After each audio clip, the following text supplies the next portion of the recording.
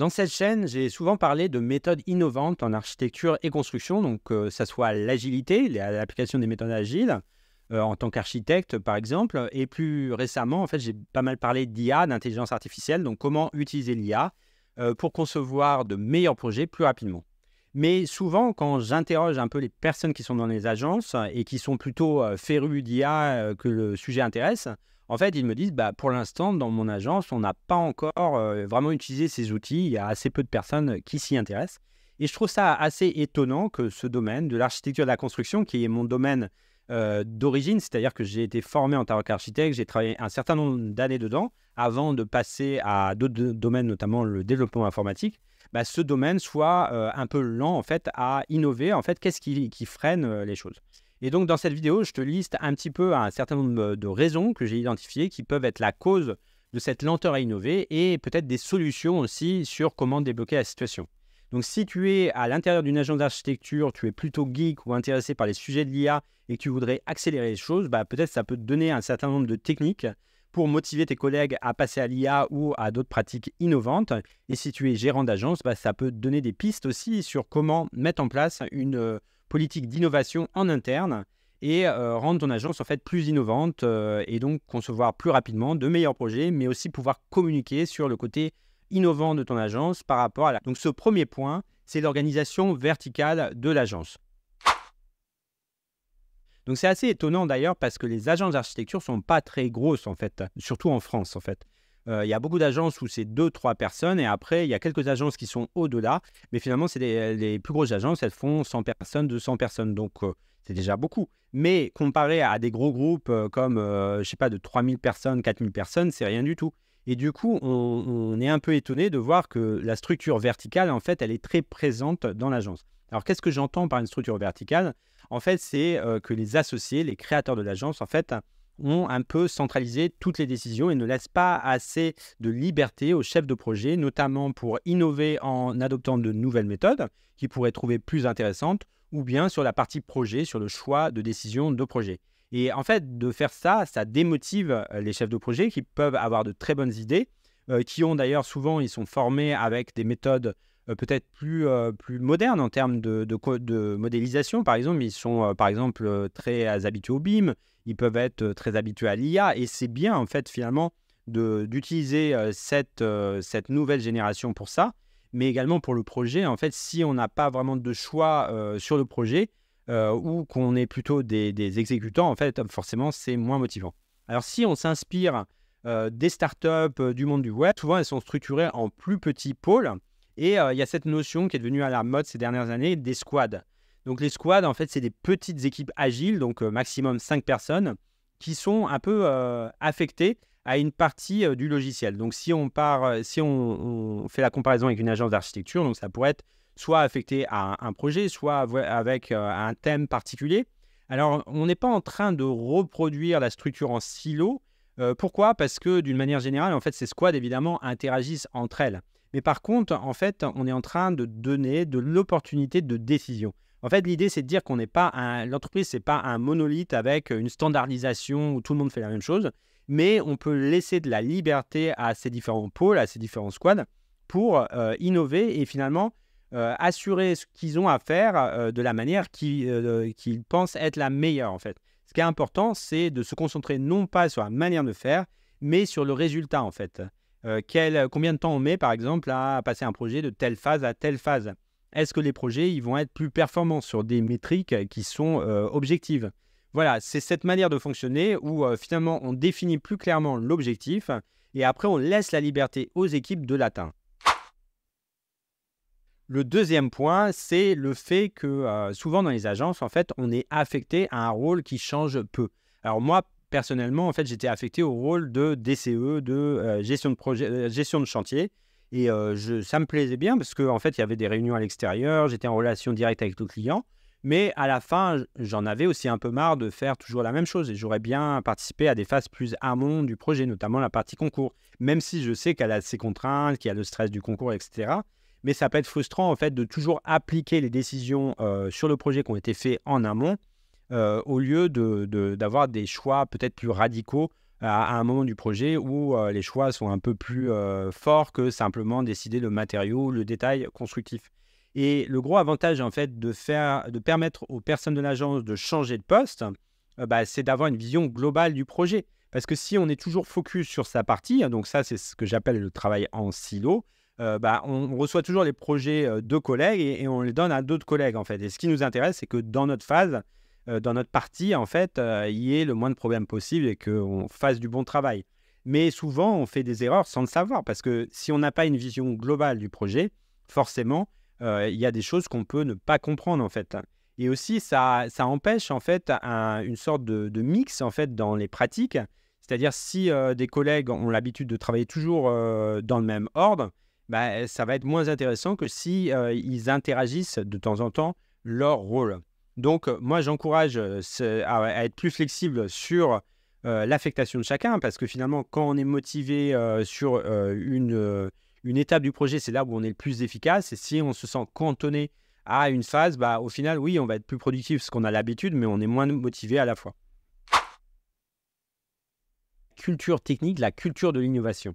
Donc en architecture, c'est assez étonnant parce qu'on est formé comme étant des créateurs, des personnes qui pensent un peu en dehors des bornes. Et à la fois, on utilise des process qui sont assez peu remises en question, en fait. C'est ça qui est un peu contradictoire. Et donc, cette culture de l'innovation et cette culture technique, elle devrait être beaucoup plus diffusée, même en phase à l'école, en fait. Et du coup, on se trouve à avoir des générations, en fait, de créateurs d'agences qui vont avoir des cultures de l'innovation, en tout cas de la technique, qui vont évoluer avec le temps. Parce qu'à mon époque, par exemple, les grosses agences de l'époque étaient par exemple les Perrault, les Nouvelles, etc., qui sont toujours là actuellement. Mais à l'époque, c'était, voilà, les plus grosses agences, ça l'est toujours d'ailleurs. Mais eux, ils se sont formés plutôt avec une culture du dessin, des planches à dessin, etc. Et c'était le début de la CAO, en fait, dans les années 95, par exemple. Et après, il y a eu toute une période sur le BIM. Le BIM est arrivé et maintenant, on a encore une troisième rupture technologique. Et finalement, l'innovation arrive avec la génération des nouveaux qui arrivent sur le marché, mais en tant que fondateur d'agence. Souvent, quand les gens rentrent dans les agences, ils n'arrivent pas à renverser la donne et à changer totalement la culture d'équipe, notamment liée à la verticalité de la prise de décision.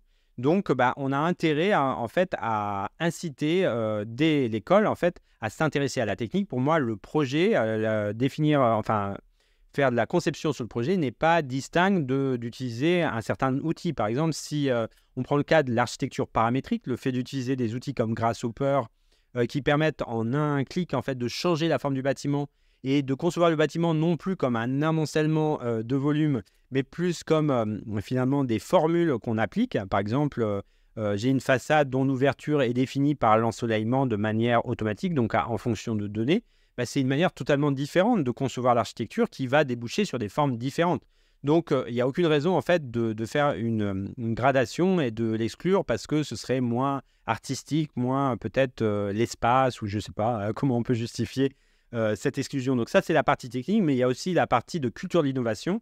Donc quand on compare avec d'autres domaines comme l'UX, l'UI, où il y a beaucoup de méthodologies qui sont utilisées pour finalement impliquer chaque personne de l'agence pour sortir des idées, pour travailler avec les utilisateurs finaux, toutes ces cultures de l'innovation-là, elles ne sont pas enseignées et c'est ça qui ralentit les choses.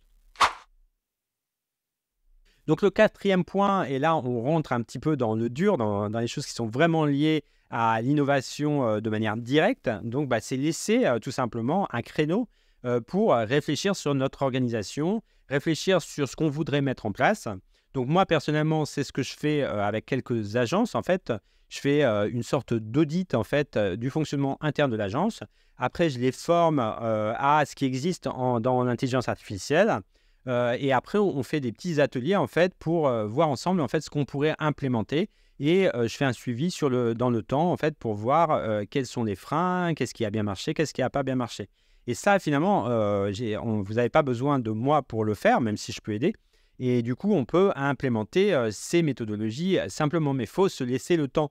On ne peut pas être juste dans une culture de l'urgence où on passe directement d'un projet à un autre.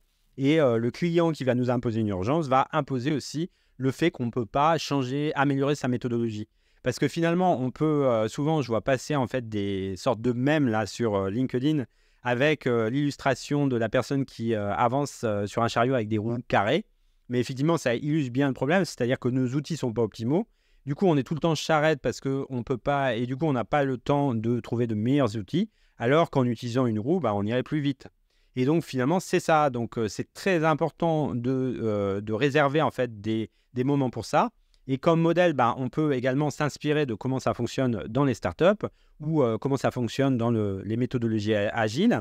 Donc, par exemple, dans le Scrum, l'une des méthodologies agiles sur lesquelles j'ai pas mal parlé dans cette chaîne, il y a un cycle de travail de 2 semaines au bout duquel, en fait, il y a une réunion de 2 heures d'une matinée qu'on appelle une rétrospective, en fait, qui rassemble toutes les personnes qui ont travaillé sur le projet ou même au niveau de l'agence. Mais quand c'est une grosse agence, on peut évidemment, c'est plus intéressant, en fait, d'avoir des plus petits groupes.